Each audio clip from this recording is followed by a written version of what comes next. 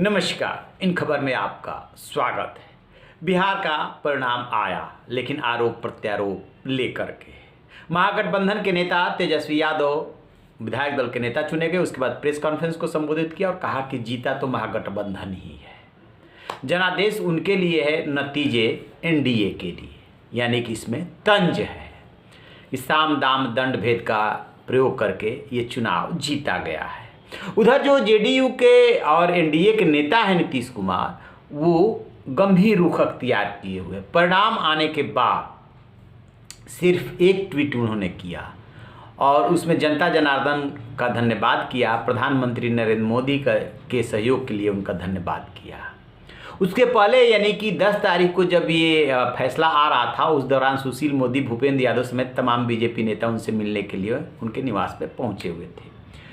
सुशील मोदी आज भी मिले हैं, लेकिन नीतीश कुमार एक ट्वीट के अलावा गंभीर रुख अख्तियार किए हुए हैं। दरअसल उनके दिल में दर्द है। दर्द वो ये है कि एलजेपी की वजह से लगभग 35-36 सीटें जेडीयू हारी है और उनका मानना है कि ऐसा हो नहीं सकता कि एलजेपी बिना बीजेपी के सह के ऐसा करे, लिहाजा जानबूझ करके उनको डैमेज किया गया है। अंदर से काफ़ी भरे हुए हैं, लेकिन कोई बहुत ज़्यादा उनके पास विकल्प नहीं है, क्योंकि बीजेपी अभी तो मनुहार कर रही है कि आप सीएम बन जाइए। 2017 में वो जीते थे, महागठबंधन की तरफ से सीएम बने थे, लेकिन 2017 में इधर आ गए। 2015 का में चुनाव हुआ था, 2017 में एनडीए के साथ आ गए। तब से पलटी मार कहा जाने लगा। अब यदि वो उधर जाते हैं तो निश्चित रूप से महागठबंधन की सरकार तो बन जाएगी, लेकिन वो मुख्यमंत्री तो नहीं बनेंगे। मुख्यमंत्री तो तेजस्वी यादव ही बनेंगे, क्योंकि यही दिक्कत वहाँ पे भी आएगी। उनको तो बल्कि 75 सीटें मिली हुई है, यहाँ बीजेपी को 74 सीटें मिली हुई है और बाकी राजनीतिक मजबूरियाँ वो सब अलग है। और इधर जो है 43 सीटें मिलने के बाद बीजेपी की सीटें बहुत ज़्यादा हो गई है, लिहाजा नैतिक रूप से कमज़ोर हो गए हैं। तो आज जब वो जेडीयू ऑफिस पहुँचे तो विधायकों के साथ मीटिंग की, कार्यकर्ताओं से मिले, लेकिन उदास थे, अभिवादन वगैरह कर रहे थे, लेकिन वो उत्साह और हंसी गायब थी। फिर पत्रकारों से जब बातचीत हुई तो उन्होंने कहा कि पूछा गया कि सरकार कब बनेगी, तो उन्होंने कहा कि अभी ये तय नहीं है, एनडीए की कल बैठक होगी और दिवाली बाद बनेगी या छठ बाद, ये नहीं पता। यानी उन्होंने सस्पेंस को और बढ़ा दिया। अभी तय नहीं हुआ है। आपको बताया ना कि कल संभावित है कि सभी लोग, हम लोग एक इनफॉर्मल बैठेंगे, बातचीत करेंगे चारों घटक तक है। हाँ, बता देंगे, कल के बाद बता देंगे। अभी कहाँ कुछ हुआ है, जब आपस में बातचीत होगा उसके बाद। जब इस्तीफा करने जाएंगे तो इस्तीफा करना, तो उसके साथ साथ ये सब निर्णय लिया जाता है ना। इस्तीफा अगर नहीं करेंगे और हाउस का जो टाइम है उसको अगर डिजॉल्व नहीं करेंगे और उस डिजॉल्व करने के बाद त्याग पत्र देना पड़ेगा और तभी ना नई सरकार बनेगी।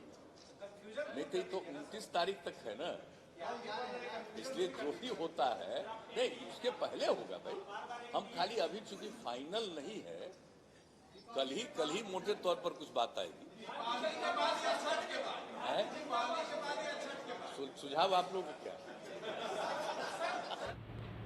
एनडीए की कल बैठक हो रही है, तो क्या नीतीश कुमार अलग अलग विकल्पों पर विचार कर रहे हैं? वो इस विकल्प पे भी विचार कर रहे हैं कि सीएम नहीं बनना चाहिए।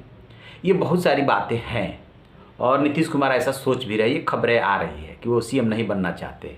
बीजेपी का दबाव है। सुशील मोदी बार बार जोर दे रहे हैं कि आपको सरकार चलाने में कोई दिक्कत नहीं आएगी, जैसे आप पहले चलाते थे वैसे अब भी चलाइएगा।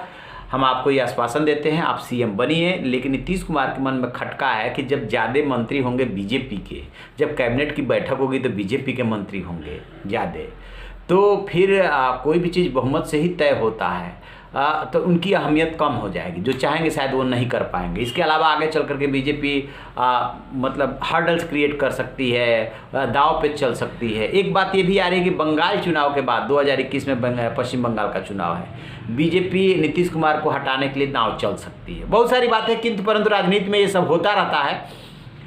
नीतीश कुमार अनुभवी, सुलझे हुए नेता हैं, सारी चीज़ों को जानते समझते हैं। वो जान रहे हैं कि बिना विधायकों के मुख्यमंत्री बनना कितना खतरनाक साबित हो सकता है। मतलब हर पल आपको झुकना पड़ेगा।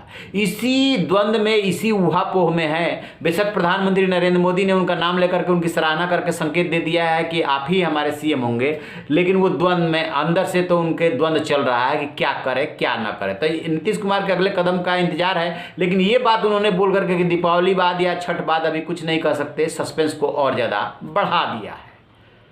तो इस पर हमारी नज़र रहेगी। जैसे कोई जानकारी मिलेगी हम आपसे साझा करेंगे। आप रहिए ना बेखबर, देखते रहिए इन खबर। Thank you. इन खबर चैनल को सब्सक्राइब करें और बेल आइकन